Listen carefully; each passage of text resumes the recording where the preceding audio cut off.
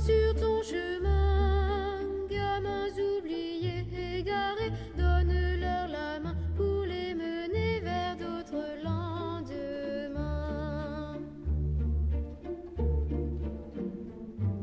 Sans cœur de la nuit, longueur d'espoir, ardeur de la vie, sentier de gloire. Buenas tardes, les habla Fran Gutiérrez. Nos hemos querido desplazar en la tarde de hoy hasta la Plaza del Salvador y en concreto hasta la Iglesia Colegial del Divino Salvador, donde hemos querido acercarles un templo bastante importante de nuestra ciudad, y para ello hemos querido contar con la colaboración incondicional de un historiador y escritor de nuestra ciudad, Manuel Jesús Roldán. Pues mira, Fran, nos encontramos en el enclave central de lo que era la Hispali de la Sevilla romana. El foro. El foro era el lugar fundamental, la plaza en la cual convergían, pues, podríamos decir, las dos vías principales de la ciudad, el Cardo y el Decumano. El Cardo atravesaba la ciudad de norte a sur, aproximadamente cogería lo que hoy es la calle San Luis hasta desembocar en la zona de la Alfalfa, y el Decumano correspondería a la calle Águila. Entonces el sector que está a nuestras espaldas, el sector de la Alfalfa y el sector de la Plaza del Salvador, era el foro. En el foro estaban los edificios fundamentales de la ciudad, con lo cual, digamos, lo más digno de la ciudad de Sevilla, de la ciudad de Hispali, estaba en este sector. Eso fue una continua edificación que llega hasta el momento musulmán.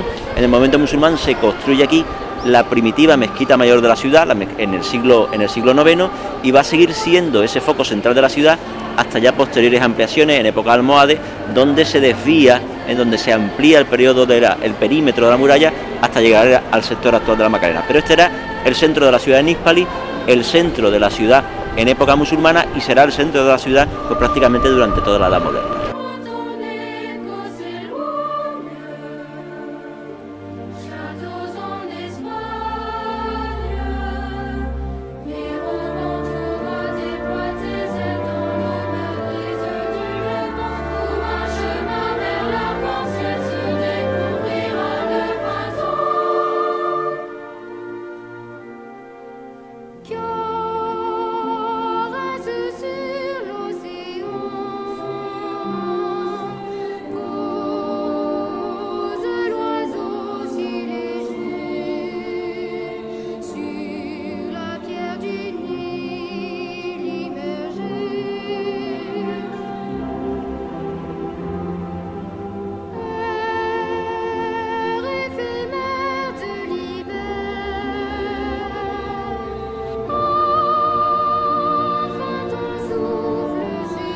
Y ahora, Manuel Jesús, me gustaría preguntarle acerca de un poco de la historia del templo, porque seguro que será muy interesante. ¿Qué nos puede contar acerca de la historia del Divino Salvador?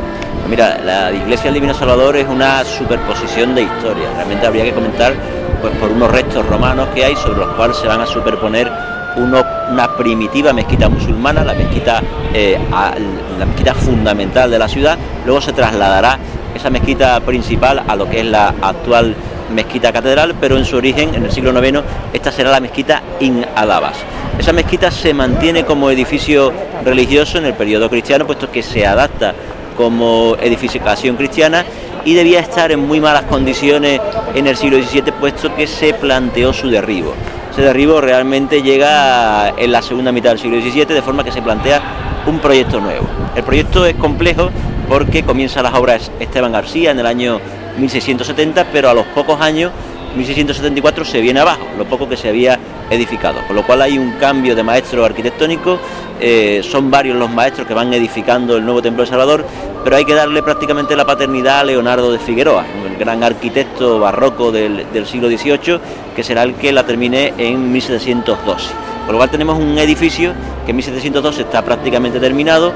No se llega a realizar ni dos torres que estaban proyectadas, porque se mantiene el antiguo alminar de la mezquita musulmana revestido, ni se llega a terminar la fachada, puesto que la fachada se terminó ya en el siglo XX. Por eso tenemos un edificio que es muy barroco en la estructura interior, pero que sin embargo en el exterior es muy clásico. Es un revestimiento que se hace ya en pleno siglo XX. Fue colegial desde su primer momento, es decir, es una iglesia que tiene un patrimonio riquísimo desde su creación. Esa riqueza abarca fundamentalmente el siglo XVIII, aunque en el siglo XIX pierde el rango de colegial. Eso hace que tenga un gobierno menor, una menor asignación económica y que obviamente pase a ser parroquia, con lo cual se empobrece. En la historia del edificio obviamente pues lo que nos interesa es ver cómo hay un cierto declive a lo largo del siglo XX, puesto que en el siglo XX se dio a cometer una obra profundísima de remodelación que afortunadamente le devolvió el esplendor que tiene ahora. Porque también hubo una última restauración hasta hace poco. ¿Nos podría hablar brevemente sobre Pues esa restauración yo creo que fue un antes y un después en la restauración en sevillana. La iglesia se cae una parte de una de las zonas de cubrimiento interior, afortunadamente no ocurre nada, pero se tiene que cerrar la iglesia, con todo lo que conllevaba cerrar esta iglesia, claro, por el tema de hermandades, por el tema de las cofradías que tiene en su interior, culto, por el tema de culto.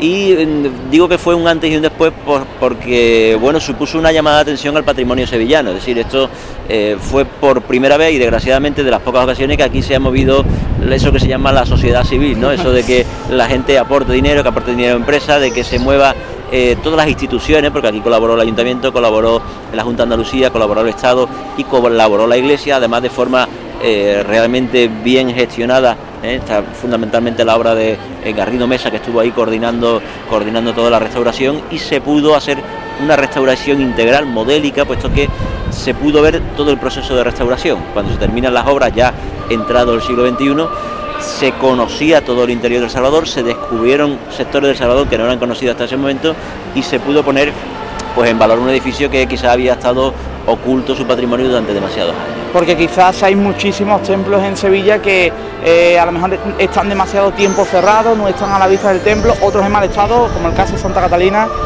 Quizás joyas como esta pues no merecen ese trato que... El problema, Fran, siempre en las iglesias sevillanas es la cuestión de su tamaño, la cuestión de su número. En Sevilla hay unas 120 iglesias que tienen una calidad de patrimonio notable, es decir, un patrimonio espectacular a nivel europeo, y nos planteamos siempre con el problema de si tenemos que usarla simplemente como elemento litúrgico o si se puede combinar con lo cultural, si hay que cobrar por su entrada, etcétera. Con lo cual ahora mismo es casi imposible mantener solo litúrgicamente la mayoría de las iglesias.